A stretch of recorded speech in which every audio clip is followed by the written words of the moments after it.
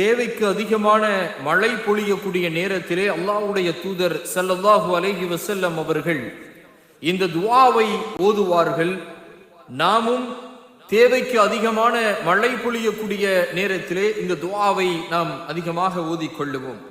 اللهم حوالينا ولا علينا اللهم على الآكام والضراب وبطون الأودية ومنابت الشجر. இறைவா, இந்த மழையை எங்களின் சுற்றுப்புறங்களிலும் இதை பொழியச் செய்வாயாக.